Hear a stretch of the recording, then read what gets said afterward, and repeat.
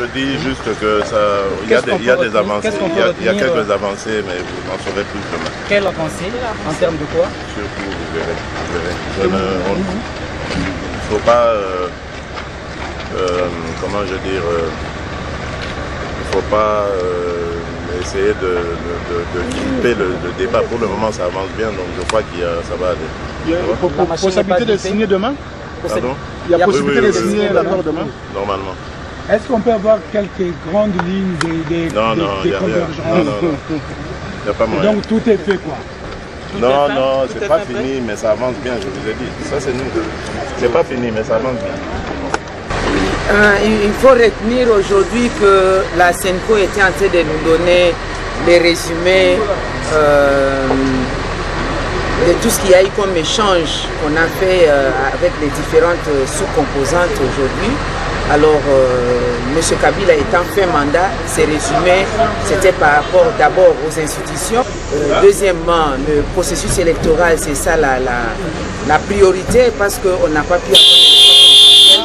Nous devons les connaître à quel moment nous allons avoir l'élection présidentielle. Là-dedans, il y a les convenances sur les séquences, les dates et la faisabilité.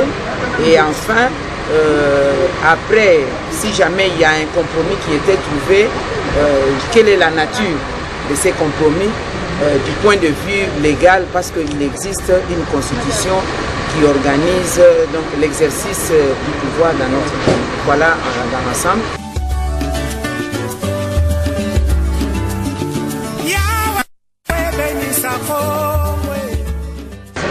Ben, il faut avoir la foi.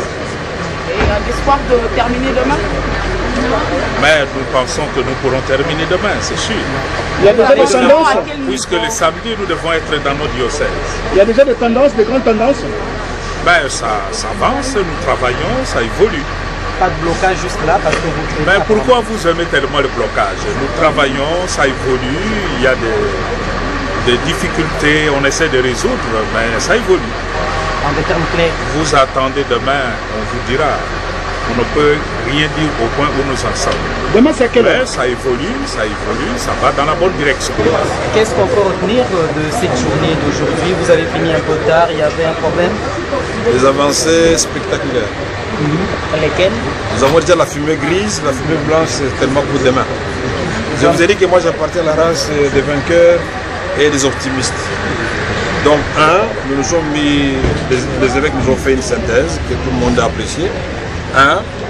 Toutes les composantes ont accepté que le président Kabila reste pendant cette période jusqu'à la tenue des élections, y compris les rassemblements.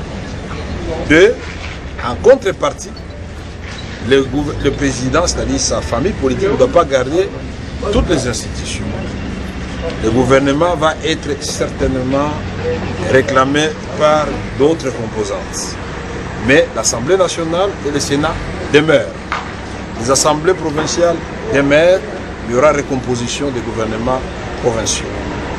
2, personne ne va toucher à la Constitution pendant cette période de transition. 3, nous avons fait des propositions par rapport au calendrier électoral. La CENI avait fait 2 propositions. Vous voulez les élections en 2017, nous utilisons le vote électronique. Mais sinon, nous avons fait des calculs, on peut faire les élections en février 2018. Nous avons écarté les 2 possibilités et nous avons proposé, puisqu'il s'agit du peuple qui attend de nous un sursaut patriotique, nous avons dit aux évêques, et c'est moi qui ai pris la parole et je me suis adressé aux amis de la majorité, retenons 2017, puisque de toute façon, il y a toujours l'incise. Toutefois, s'il y a des contraintes d'ordre technique, on peut prolonger et organiser les élections convenablement. Alors je ne vois pas pourquoi on va brûler le pays à cause de 2 mois. Et voilà, donc aujourd'hui, je pense que les esprits se sont apaisés et que les Congolais politiques, l'élite que nous sommes, nous étions mieux inspirés que les autres fois. Demain, moi je suis convaincu que nous allons... Il y aura une structure de transition? Oui, absolument, nous en avons parlé aussi.